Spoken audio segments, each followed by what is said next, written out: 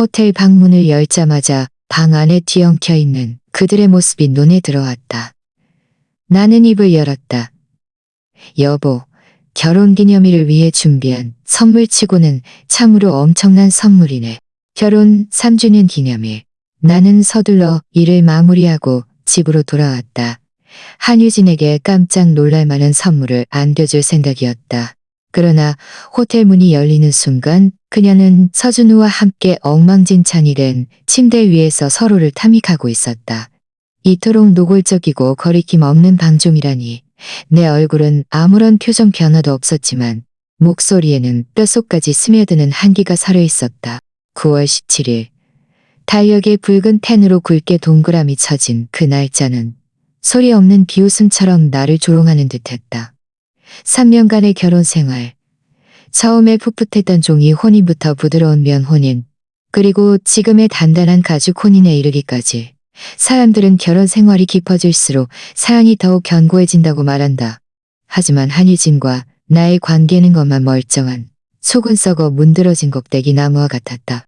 거실 탁자 위에는 아무렇게나 놓인 보석함이 있었고 그 안에는 정교한 백금 커플린 한 쌍이 고요히 빛나고 있었다. 반지 안쪽에는 서로의 이름 이니셜이 새겨져 있었다. 그 디자인은 밤샘하며 몇 번이고 고쳐 만든 것이었다. 자네는 이 마음이 충분히 낭만적이라고 생각했다. 오후 3시 퇴근 전 회사에 쌓인 복잡한 업무를 처리하고 달콤한 위로 디저트 카페에서 아담하고 예쁜 딸기 생크림 케이크를 들고 나왔다. 한유진은 단 것을 좋아했고 특히 이 가게의 생크림을 즐겨 먹었다. 폭신한 솜털 같으면서도 달콤하지만 물리지 않는 맛이라고 늘 말했다. 예년의 기념일에는 서로 아무리 바빠도 우리는 항상 함께 모여 서로 한 입씩 나눠 먹으며 케이크 한 판을 다 비웠다. 늦여름의 공기 속에는 특유의 건조한 기운이 감돌았고 희미하게 꽃향기가 섞여 있었다. 차에 올라 시동을 걸었다. 핸들 위에 올려진 내 손가락은 무의식적으로 가볍게 두드려지고 있었다.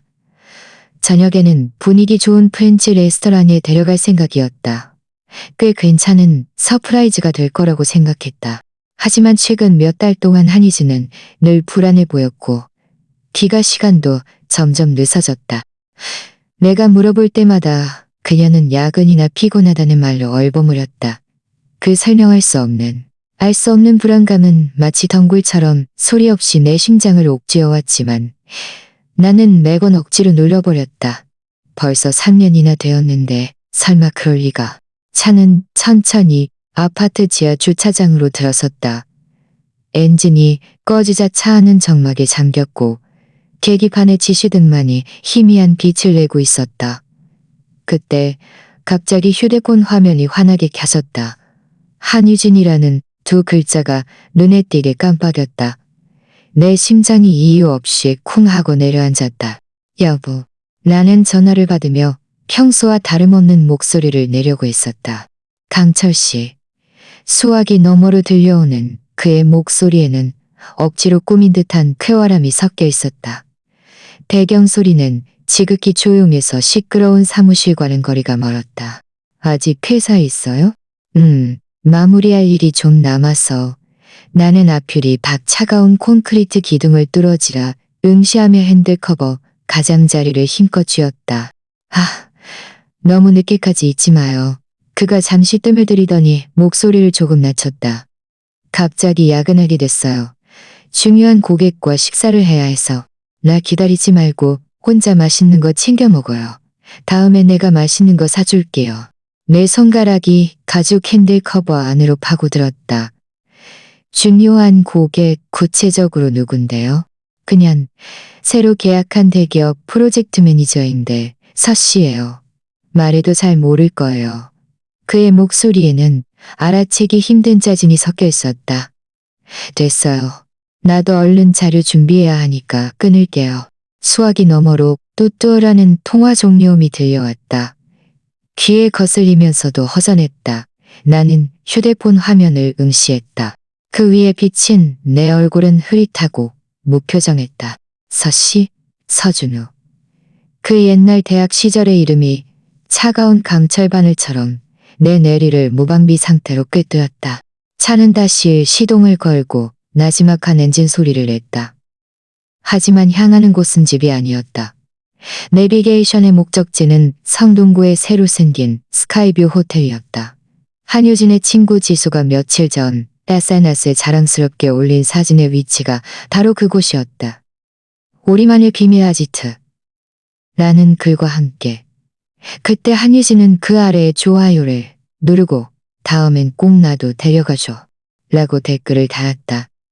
그 게시물 아래에서 한효진과 지수는 서로 댓글을 주고받았는데 지수의 답글 중 하나가 걱정 마. 다 예약해놨어. 1808호 뷰가 최고야. 였다. 한효진은 포옹 이모티콘으로 답했다. 그게 언제였지? 지난주 수요일 오후였던 것 같다. 1808. 나는 속으로 숫자를 되뇌었다. 주먹을 꽉 쥐어 손가락 마디가 하얗게 변했다. 엘리베이터가 천천히 올라갔다. 거울에 비친 내 곱게 담은 턱선. 층이 바뀔 때마다 들리는 알림음은 심장에 무거운 망치질처럼 울렸다. 복도에는 두꺼운 카펫이 깔려있어 발소리가 전혀 들리지 않았다. 오직 내 숨소리만이 텅 빈 공간에서 유난히 선명하게 울렸다. 1808호 문 앞에 섰다. 잠시 멈춰 섰다가 살짝 열린 문을 밀었다. 문 잠금쇠는 마치 내가 오기를 기다린 듯했다. 방 안의 광경이 순식간에 눈에 들어왔다. 기엉킨 그들의 모습에 내 피는 순식간에 얼어붙었다. 원래 준비했던 결혼기념일 축하는 길이 탄 조롱으로 변했다. 1808. 나는 이 숫자를 몇 번이고 되뇌었다. 차는 느릿하게 정체된 도로를 달렸다. 핸들은 얼음처럼 차가웠지만 손바닥에서는 끈적한 땀이 배어나왔다. 시간은 무한히 늘어지는 듯했고 1초가 모래행이에 굴러가는 돌멩이 같아 내 심장을 피 흘리게 깎아냈다. 신호등은 계속 빨간불이었고 도로는 지독하게 막혔다. 내 머릿속은 텅 비어 있었고 동시에 날카로운 유리 조각들로 가득 차 혼란스럽게 부딪히는 듯했다. 의심이 한 번 틈을 벌리자 모든 실마리가 기다렸다는 듯 튀어나왔다. 그에게서 가끔 나던 낯선 향수 냄새는 평소에 그가 쓰던 것이 아니었다. 그가 휴대폰 화면을 응시할 때면 눈빛이 순간 부드러워졌다가도 금세 거두어들였다. 또 한 번은 그의 벗어 놓은 재킷 주머니에서 고급 레스토랑의 VIP 카드를 발견했다. 그 위에 적힌 이름은 그의 것도 내 것도 아니었다. 그때 그는 뭐라고 변명했더라? 아, 그거 지수 씨가 나한테 놓고 간 거야. 스카이뷰 호텔이 눈앞에 오뚝 솟아 있었다. 유선형의 유리 외벽은 눈부신 햇빛을 반사하며 거대하고 차가운 보석함 같았다. 나는 차를 세우고 케이크가 담긴 작은 종이봉투를 들고 바로 엘리베이터로 향했다. 종이봉투 손잡이가 손가락을 아프게 짓눌렀지만 심장의 쓰라림에 비하면 아무것도 아니었다. 엘리베이터 안의 거울은 깨끗하게 닦여 내 모습을 선명하게 비췄다. 단정한 슈트 차림, 거의 기이할 정도로 평온한 표정, 오직 눈동자 깊은 곳에만 죽은 듯한 얼음 폭풍이 휘몰아치고 있었다. 18층. 복도에는 두꺼운 카펫이 깔려있어 발소리가 모두 흡수되었다. 공기 중에는 값비싸면서도 침범적이고 동시에 정돈된 이 향수 냄새가 감돌았다. 가까워질수록 심장이 오히려 더욱 평온해졌다. 마치 깊은 물에 떨어진 돌멩이처럼 바닥으로 곧장 떨어질 듯한 단호함이 느껴졌다. 그 우스꽝스러운 깜짝 선물 계획은 이미 분노로 산산조각 났다. 지금 나는 그 정교하게 덧칠된 유아리의 어떤 얼굴이 숨어 있는지 보고 싶을 뿐이었다. 문은 좁게 벌어져 있었고 그 틈으로 더 따뜻하고 모호한 빛이 새어나왔다. 그리고 억눌린 숨소리도 들렸다. 마치 얼어 죽은 물고기가 뭇해서 허우적거리는 소리 같았다. 차가운 문 손잡이에 손이 닿았다. 나는 1초간 멈칫했다. 이내 온 힘을 다해 두세 개를 가르는 문을 밀어 열었다. 빛이 맹렬하게 쏟아져 들어왔고 에어컨 바람 냄새가 따라왔다. 눈앞의 모든 것이 과도하게 노출된 필름처럼 현란한 충격으로 밀려들었다. 방 안은 엉망진창이었다. 값비싼 실크 닉타이가 소파 팔걸이에 아무렇게나 걸쳐져 죽어가는 뱀 같았다. 여자의 하이힐 한 권에 쓰러져 있었고 다른 한 짝은 현관에 쓰러져 있었고 다른 한 짝은 어디로 갔는지 보이지 않았다. 공기 중에는 향수, 알코올, 그리고 농밀한 정사가 끝나고 시선은 대형 침대에 꽂혔다. 순백의 침대 시트는 구겨진 종이처럼 주름져 있었다. 한유진의 긴 머리카락은 베개 위에 흐트러져 있었고 땀에 젖은 머리카락이 붉어진 뺨에 달라붙어 있었다. 그녀의 몸은 얇은 시트 한 장으로 겨우 가려져 있었고 둥근 어깨와 쇄골이 드러나 있었다. 서준우는 상체를 반쯤 일으킨 채 문에 등을 돌리고 있었다. 매끄러운 등 근육이 흐트러짐 없이 드러났다. 두 사람은 가장 원초적이고 추악한 자세로 뒤엉켜적이고 추악한 자세로 뒤엉기어 시간은 멈춘 듯했다.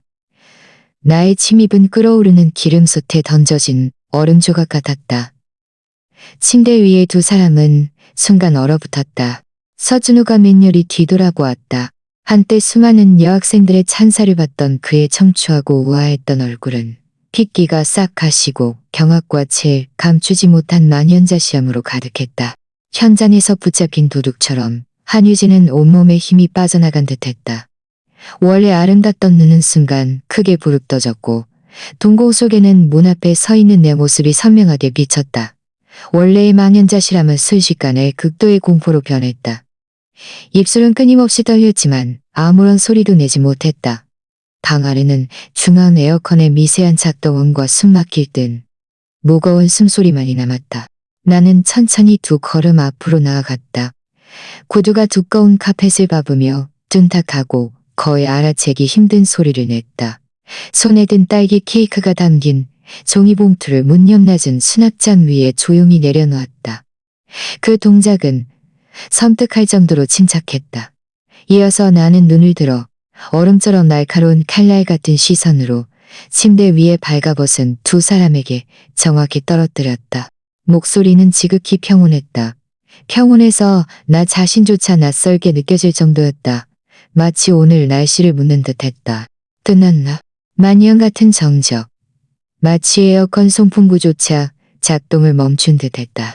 공기는 덩어리처럼 굳어져 짜낼 수 있을 것만 같았다. 한유진이 갑자기 그 공포스러운 경직 상태에서 벗어났다.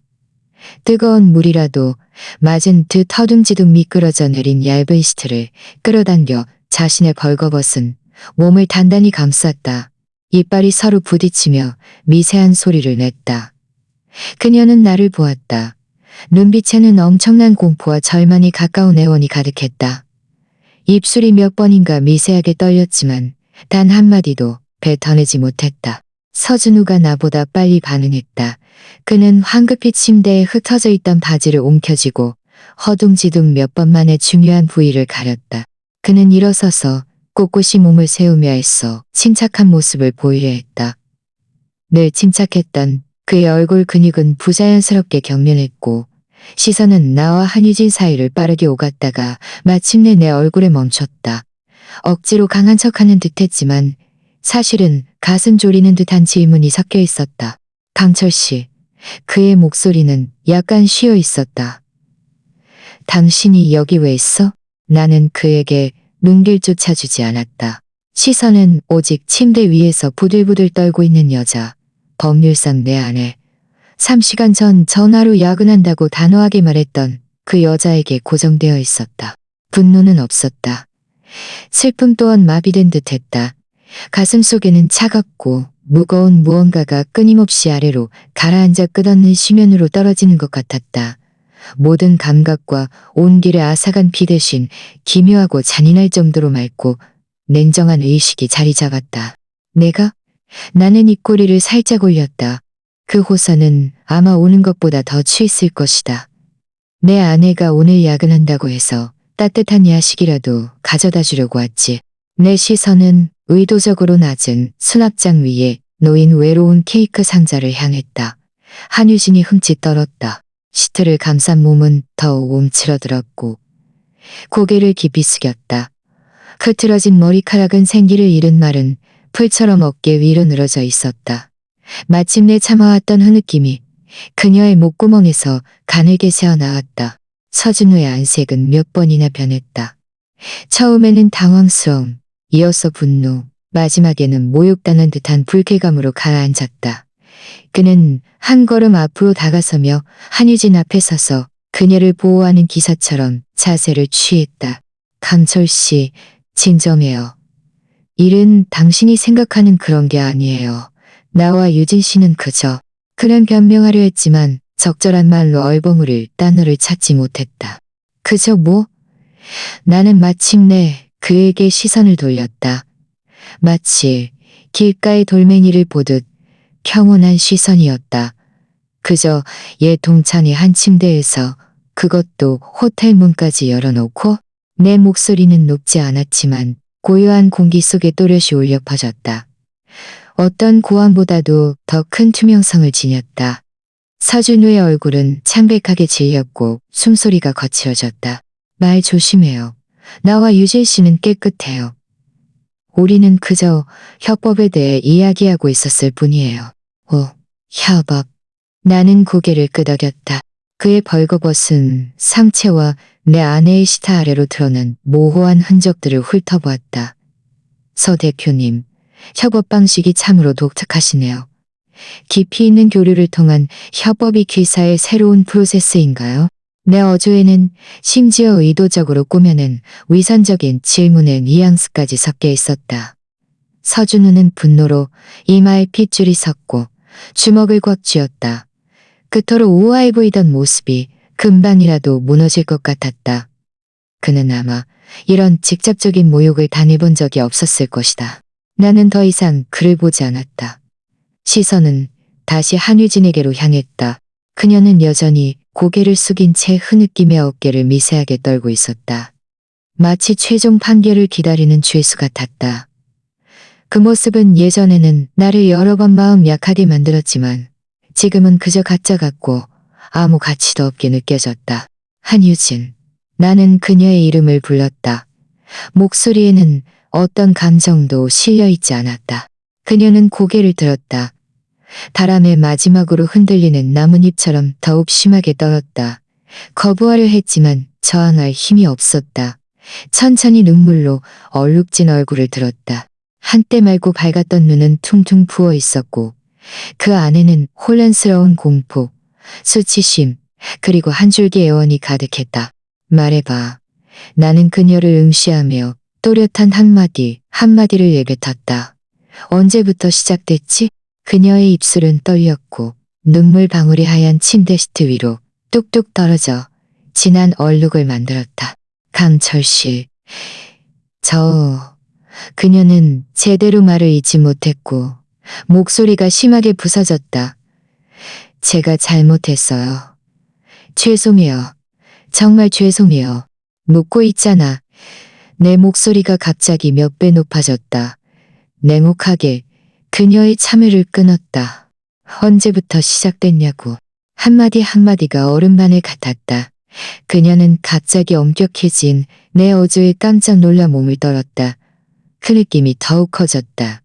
간헐적으로 몇 마디를 토해냈다. 지난달 동참회 이후부터요. 지난달 동참회. 그래, 아주 좋아. 내 머릿속에 그날 밤이 스쳐 지나갔다.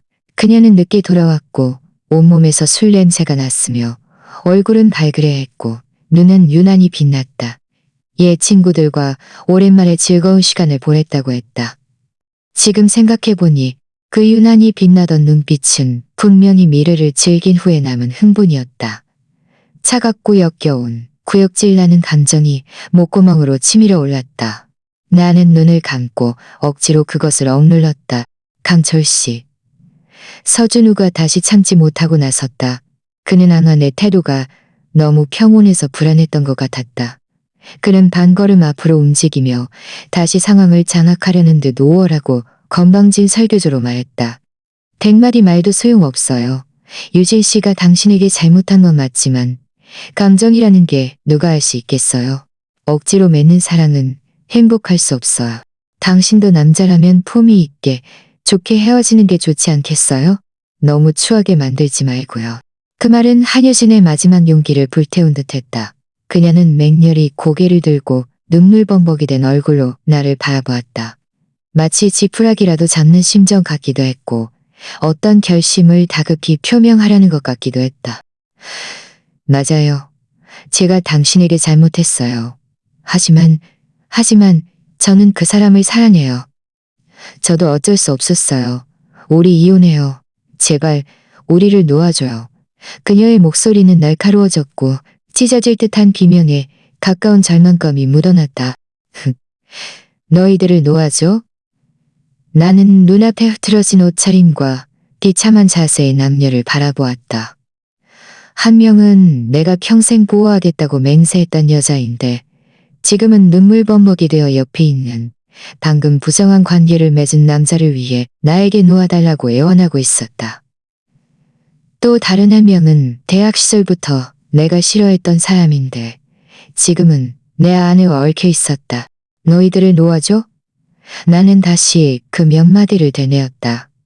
마치 이런 터무니없는 농담을 처음 듣는다는 듯이. 나는 심지어 작게 웃기까지 했다. 고요한 방 안에서 그 웃음은 유난히 돌출되고 차갑게 울렸다. 그 웃음에는 어떤 온기도 없었고 서준우는 미간을 찌푸렸다. 한유진은 더 놀라서 울음을 멈추고 공포에 질린 얼굴로 나를 바라보았다. 나는 그 알 수 없는 웃음을 거두고 다시 그들을 보았다. 평온함이 사람의 심장을 오싹하게 만들었다. 한유진. 내 목소리는 이전의 평온함을 되찾았고 심지어 선언하듯 기묘한 확신까지 띠고 있었다. 이건 반드시 해야지. 한유진의 눈에는 순간 희망의 빛이 스쳤지만 곧 더 깊은 공포에 휩싸였다. 내가 이어서 할 말 한마디가 그녀의 심장에 무겁게 내려앉았기 때문이었다. 하지만 지금은 아니야. 그리고 좋게 헤어지는 건 말인데. 나는 서준우에 애써 침착한 얼굴을 훑어보며 입꼬리를 차갑게 올렸다. 걱정 마. 시끄럽게 만들지는 않을 테니까. 내 시선은 마지막으로 서준우의 얼굴에 2초간 멈췄다. 서 대표님, 옷이나 잘 챙겨 입으세요. 짐승도 결국은 가죽을 뒤집었어야 그럴싸해 보이니까. 말을 마치고 나는 더 이상 그들의 풍부하고 다양한 표정들을 보지 않고 미련 없이 돌아서서 1808호 밤을 나섰다. 묵직한 방문이 내 뒤에서 조용히 닫히며 그 난잡하고 추악한 히스테리를 완벽하게 차단했다. 복도등의 빛은 차갑고 하얗게 빛났다. 나는 차가운 벽에 기대어 깊이 숨을 들이쉬었다. 가슴 속에 있던 차갑고 무거운 덩어리는 더 이상 아래로 가라앉지 않고 굳어버린 용암처럼 서서히 소리 없이 끓어오르기 시작했다. 심장을 태우며 날카롭고 진실한 통증을 안겨주었다. 그러나 이 통증은 기묘하게도 내 마비된 심령을 완전히 깨웠다. 너희들을 놓아줘? 이제 게임은 시작일 뿐이야. 너희들에게 진정한 품위가 무엇인지, 진정한 생지옥이 무엇인지 보여줄 테니까. 새벽 0시, 차는 텅 빈 거리를 질주했다. 가로등 불빛은 빠르게 길어져 차 뒤로 뻗어 나가 희미한 노란 그림자를 만들었다. 창문이 활짝 열려 있었고 차가운 밤바람은 날카로운 칼날처럼 얼굴을 스쳐 피부를 아프게 했지만 가슴 속에 굳어 타오르는 용암 덩어리는 식히지 못했다. 집, 한때 그렇게 불리던 그곳을 상상하는 것만으로도 지금의 속이 뒤집히는 듯한 메스꺼움이 치밀어 올랐다. 핸들을 맹렬히 왼쪽으로 꺾었다. 차는 텅 빈 교차로에서 드리프트를 하며 완전히 반대 방향으로 향했다. 회사는 깊은 밤, 잠든 강철거수 같았다. 드문드문 몇몇 창문에만 불이 켜져 직장인들의 애처로운 기운을 풍기고 있었다. 지문으로 사무실의 두꺼운 유리문을 열자 종이와 커피 향이 뒤섞인 익숙한 냄새가 밀려왔다. 거대한 통유리창 밖으로는 도시의 찬란한 네온사인 바다가 펼쳐져 있었다. 번화하지만 차가운 모습이 지금의 나와 극명하게 닮아 있었다. 나는 커다란 가죽 의자에 몸을 던졌다. 가죽이 삐걱거리는 소리를 냈다. 컴퓨터를 켜자 화면에 차가운 빛이 얼굴에 비쳤다. 나는 암호화된 파일을 열었다. 그 안의 내용은 오랫동안 잊혀 있었고 이런 상황에서 사용하게 될 줄은 전혀 예상하지 못했다. 서준우 바이오테크의 창업자이자 CEO. 지난 몇 년간 그는 몇몇 소위 혁신적인 치유법과 능수능란한 언변으로 자본시장에서 승승장구하며 업계에 빛나는 별처럼 떠올랐다. 입지전적인 인물 같았다. 하지만 아쉽게도 동화는 아이들을 위한 이야기일 뿐이다. 파일 안에는 몇 장의 스캔본이 들어있었다. 서명은 흐릿했지만 식별할 수 있었다. 그것은 몇 년 전 그의 회사가 창업 초기에 가장 힘들었던 시기에 중요한 투자자의 자금을 유치하기 위해 상대방이 제시한 조건이었다. 몇 건의 불투명한 회계 처리를 도와달라는 것이었고 상당한 금액의 세금 문제가 얽혀 있었다. 당시 이 일을 담당했던 재무 책임자는 내 친구의 내 친구였다. 우연찮게 일에 간짠 내 친구였다. 우연찮게 이 정보가 새어나왔고 심지어 약간 흐릿한 복사본까지 보관하고 있었다. 야, 너 그 서씨랑 사이 안 좋잖아? 가지고 있다가 언젠가 쓸모 있을지도 모르지. 나는 그때 시시하다고 생각했다. 서준우는 내 눈에 상대조차 되지 않았다. 나는 그 자료를 대수롭지 않게 암호화된 파일에 넣어두고 다시는 보지 않았다. 예상치 못하게 그 옛날의 시시함이 지금 가장 날카로운 칼이 되었다. 나는 화면 속 몇 장의 종이를 응시하며 입꼬리를 서서히 올렸다. 웃음기 없는 호선이었다. 고발장? 너무 하급해. 내가 할 일은 이 칼이 소리 없이 치명적으로 꽂히게 만드는 거야. 화면의 빛은 내 차가운 눈을 비추었다. 나는 휴대폰을 들고 한 번호를 눌렀다. 한참 만에 전화가 연결되었다. 수화기 너머로 잠이 덜 깬 듯한 짜증이 섞인 목소리가 들려왔다. 여보세요? 누구세요? 몇 시예요? 지금. 침묵. 내 보안 전문가 친구인 박현수였다. 현수야, 나 강철이야. 내 목소리는 고요한 사무실에서 유난히 또렷하게 울렸다. 그쪽의 목소리는 순간 절반쯤 깨어났다. 강철아, 이 망할 자식아, 이 밤중에 무슨 일이야?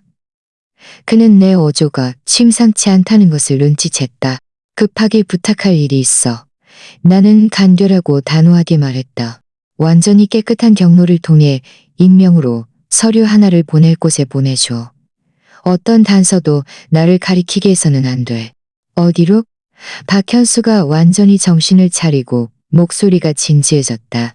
국세청 조사과. 나는 이름을 말했다. 손가락으로 키보드를 두드려 그 스캔본 몇 장을 암호화된 경로를 통해 보냈다. 파일 보냈어. 핵심은 2019년 3분기 구매 밑자금 흐름 대조표 4본, 그리고 그 상자 협약서 서명본이야. 수화기 너머로 몇 초간 침묵이 흘렀다. 무거운 숨소리만 들렸다.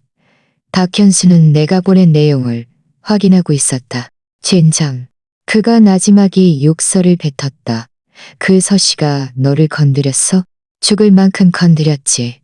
내 목소리는 평온했고 아무런 기복도 없었다. 깨끗하게 처리할 수 있겠어? 좀 도전적이긴 한데 박현수가 입맛을 다셨다. 하지만 그의 목소리에는 당장이라도 시도하고 싶은 사악한 즐거움이 섞여 있었다. 걱정 마, 형. 이런 건 내가 전문이야. 가상 경로를 여러 서버를 거쳐 해외 우회 서버로 몇 번 더 돌리면 원천은 절대 추적 못할 거야. 마치 허공에서 툭 떨어진 것처럼 글을 책상 위에 놓이게 될 거야.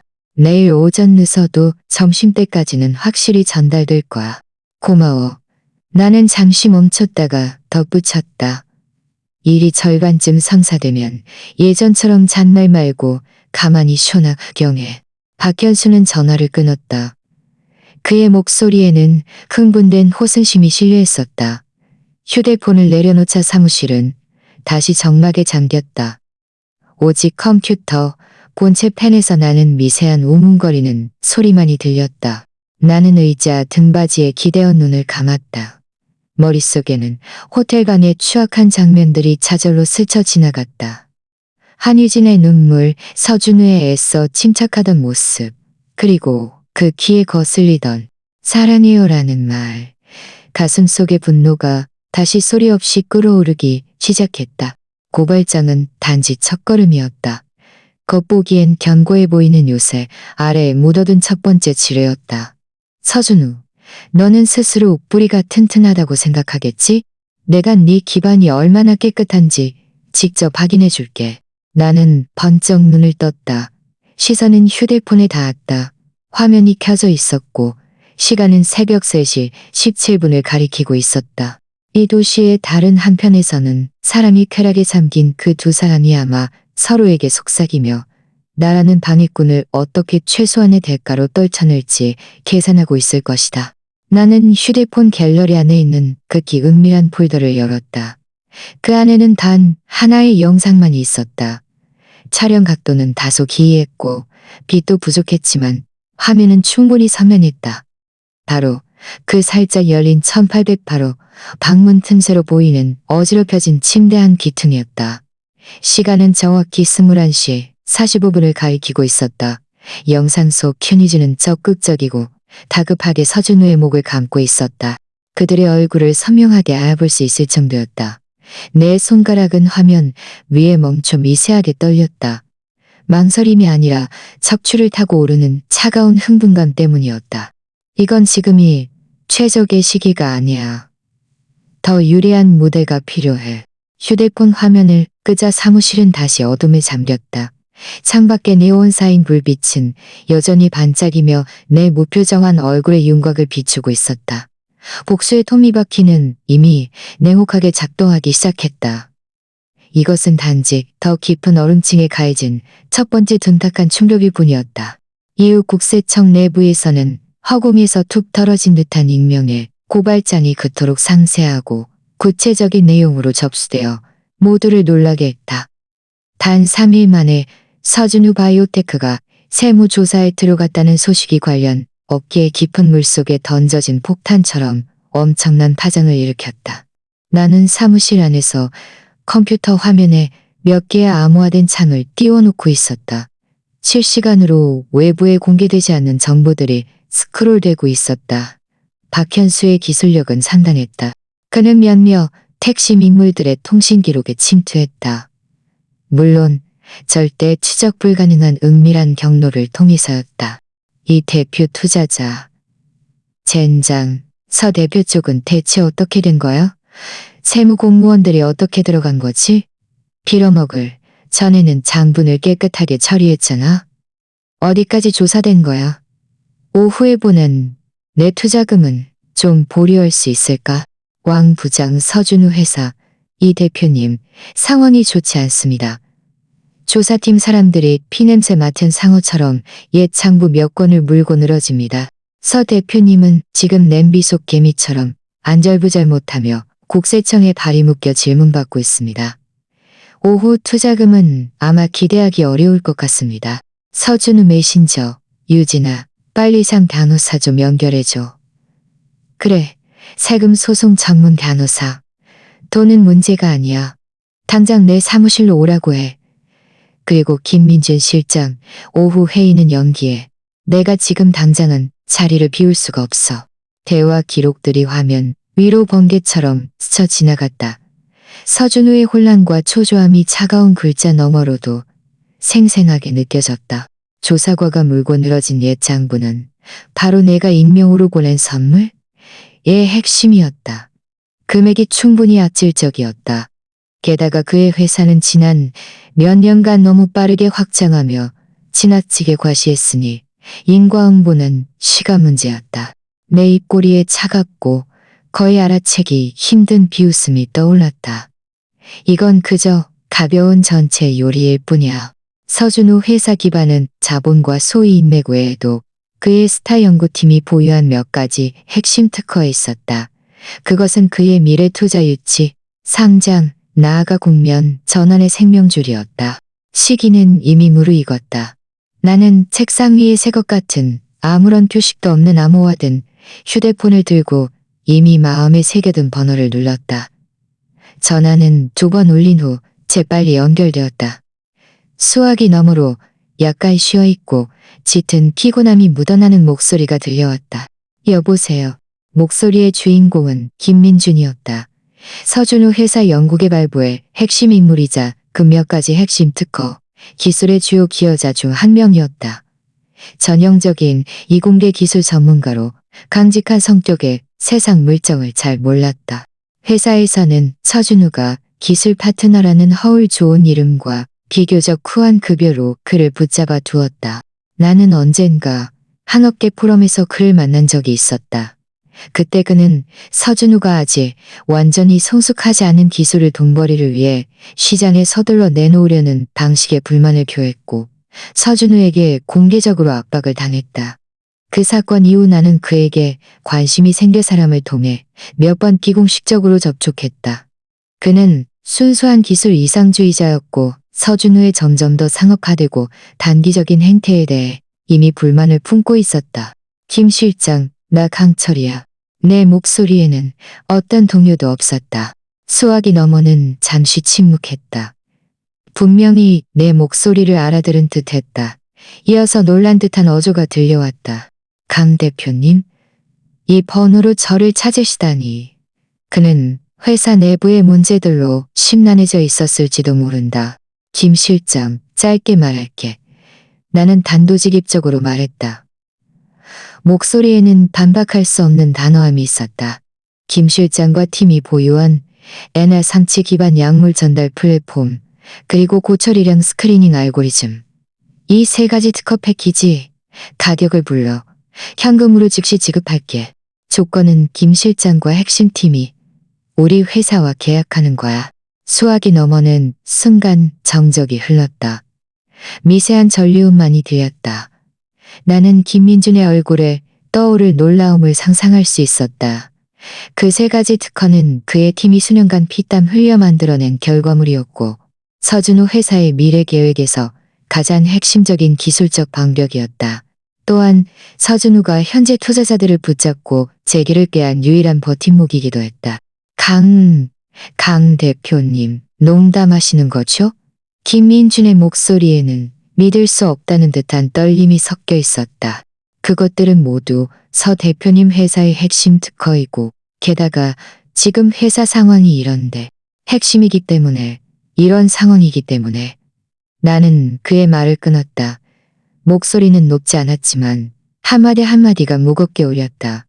김 실장이야말로 그들의 진정한 가치가 무엇인지 생각해봐야 해.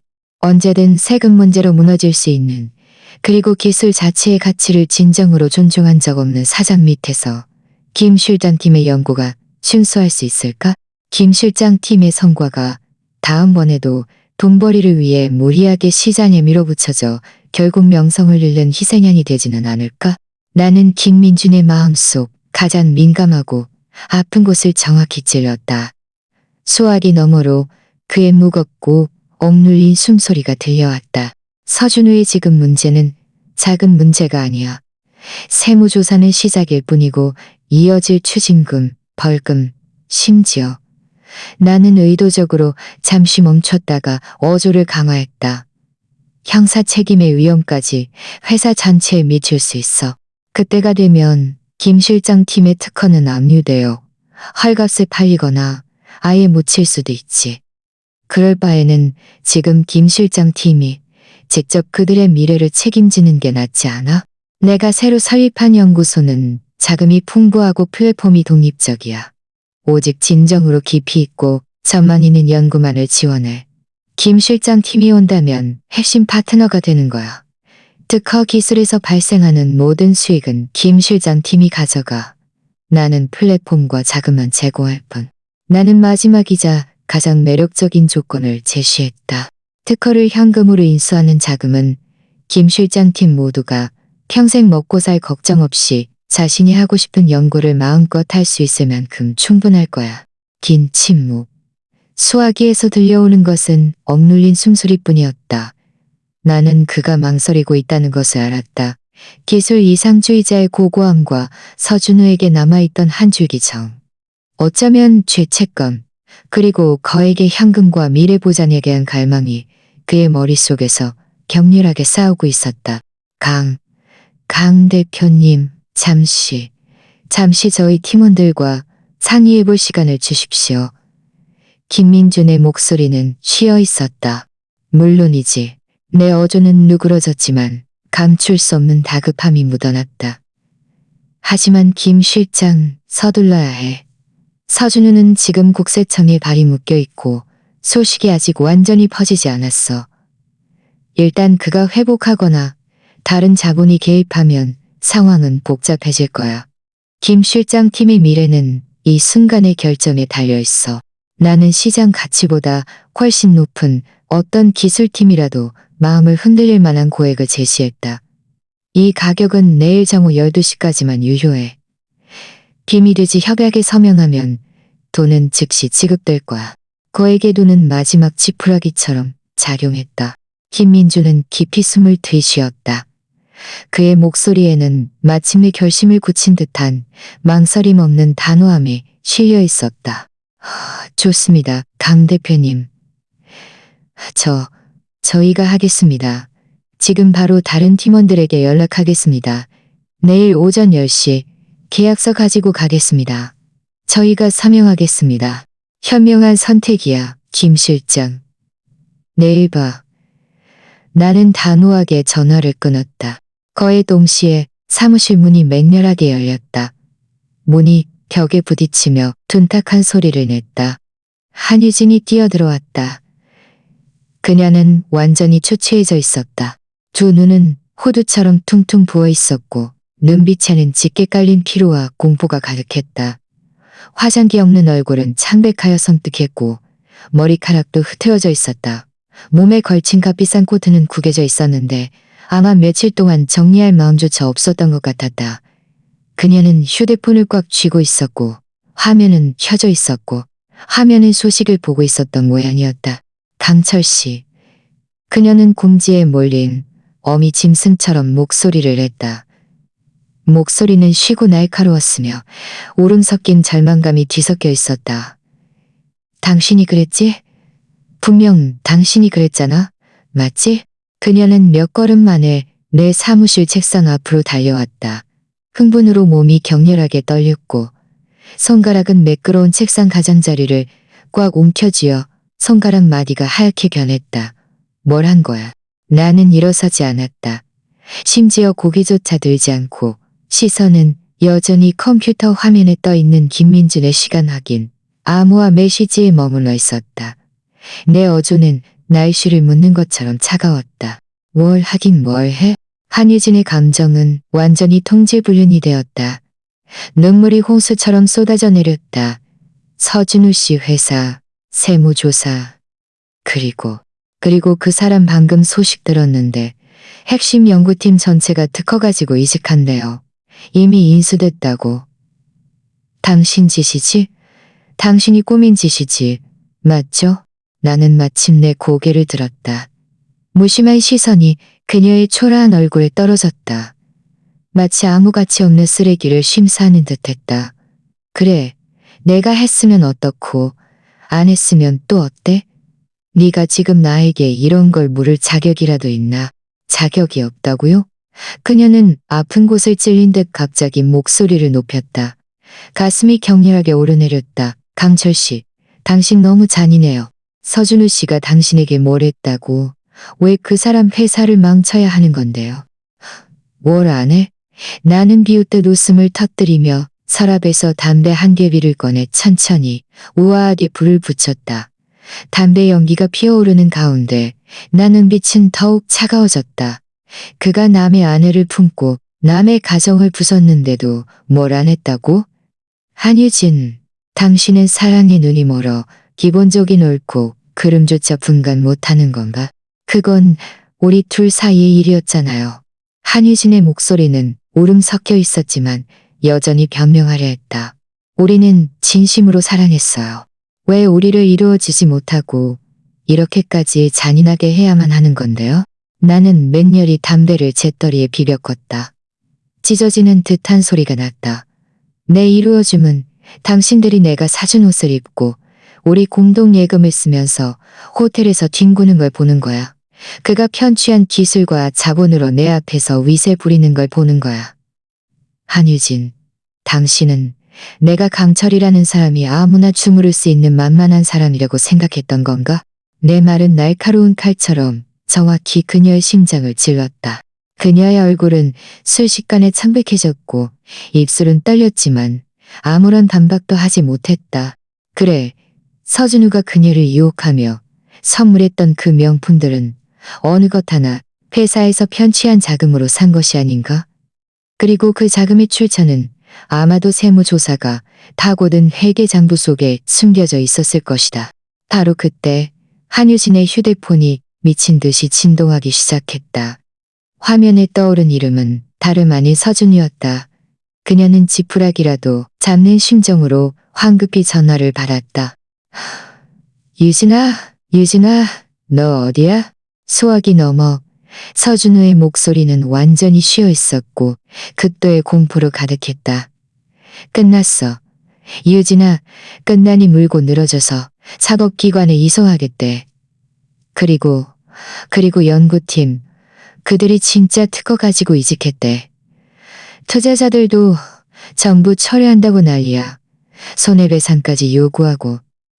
나 어떻게 해야 해? 한유진의 몸이 순간 휘청거렸다.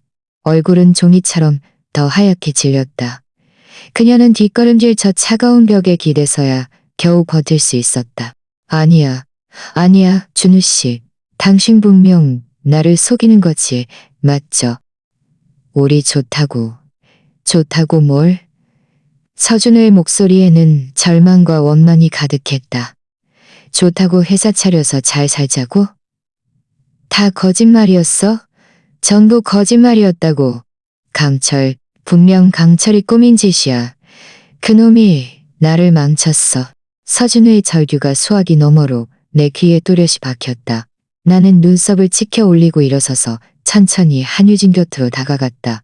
손을 뻗어 그녀의 손에 들린 휴대폰을 빼앗았다. 서 대표님, 별일 없으셨죠? 내 목소리는 휴대폰을 통해 전해졌다. 의도적으로 부드러움을 가장했지만 수화기 넘어 서준우는 순간 조용해졌다. 강철, 당신이. 서준우의 목소리에는 증오가 가득했다. 당신이 이 모든 걸 꾸민 거지? 당신 같은 기겁한 자식, 정정당하게 겨룰 용기도 없이 이런 비열한 짓이나 하다니. 이게 무슨 영웅이야? 정정당당? 나는 비웃듯 웃었다. 목소리에는 조롱이 가득했다. 서 대표님, 당신과 내 아내가 호텔에서 짐승처럼 뒹굴 때, 그때는 왜 정정당당함을 생각 못했지? 당신이 부정한 수단으로 자금을 편취하고 기술을 훔칠 때, 그때는 왜 정정당당함을 생각 못했어? 이제 와서 나에게 정정당당함을 논하다니 웃기지 않아? 당신... 서준우는 내 말에 할 말을 잃고 거친 숨만 헐떡였다. 잘 들어, 서준우. 내 목소리가 갑자기 차갑게 변했다. 반박할 수 없는 단호함이 실려 있었다. 네가 나에게 진 빚, 한유진에게 진 빚, 그리고 너에게 속아 넘어간 투자자들에게 진 빚, 모두 갚아야 할 거야. 네 회사, 네 명성, 네 모든 것이 네 배신과 탐욕의 대가가 될 것이다. 말을 마치고 나는 바로 전화를 끊었다. 휴대폰을 한유진에게 던져주었다.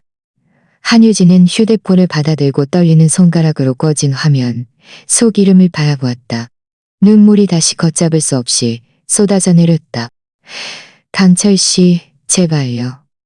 그녀는 갑자기 무릎을 꿇고 앉아 내 바지가랑이를 꽉 움켜쥐고 서럽게 울었다. 제가 잘못했어요. 정말 잘못했어요. 서준우 씨랑은 당장 끊을게요. 당신이란 다시 집으로 돌아갈게요. 우리 다시 시작해요. 네? 제발 그 사람을, 그리고 우리를 용서해줘요. 나는 그녀를 내려다보았다. 눈빛에는 일말의 연민도 없었다. 다시 시작? 한유진, 그게 가능하다고 생각해? 당신과 그가 호텔 방으로 들어간 순간부터 우리 사이에는 더 이상 다시 시작할 가능성 같은 건 없었어. 하지만은 없어. 나는 그녀의 말을 끊었다. 목소리는 차가웠다. 이혼 합의서는 변호사를 통해 최대한 빨리 보낼 거야. 우리 재산은 법에 따라 분할하겠지만 당신의 혼의 불륜, 공동재산 횡령, 서준우를 지원한 증거는 이미 모두 확보했어. 법정에서 판사님이 나에게 공정한 판결을 내려주실 거야. 한유진의 몸은 완전히 무너져 내렸다. 차가운 바닥에 주저앉아 멍한 눈빛으로 끝났어. 모든 게 끝났어. 라고 중얼거렸다. 나는 더 이상 그녀를 보지 않았다. 돌아서서 사무실 책상으로 돌아와 다시 앉았다. 컴퓨터 화면에 박현수가 보낸 메시지가 떴다. 강철아, 서준우 쪽 완전히 난리 났어. 그 회사 주요 고객 몇 군데에서 이미 계약 해지 발표했고 은행에서도 독촉 시작했어. 아마 얼마 안 가서 파산 신청할 거야. 나는 알았다고 답장한 후 채팅창을 닫았다.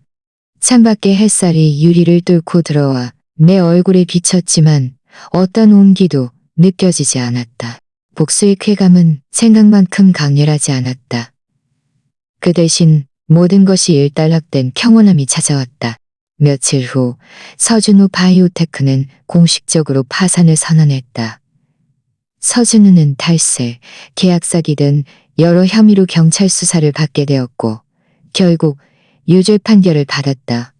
그리고 한유진은 모든 의지의 꽃을 이뤘을 뿐 아니라 혼인 중 재산 횡령으로 인해 이혼 소송에서 패소하여 거의 빈털터리가 되었다. 이혼 절차를 마친 날 나는 구청을 나서서 하늘에 떠있는 흰 구름을 바라보며 깊이 숨을 들이쉬었다.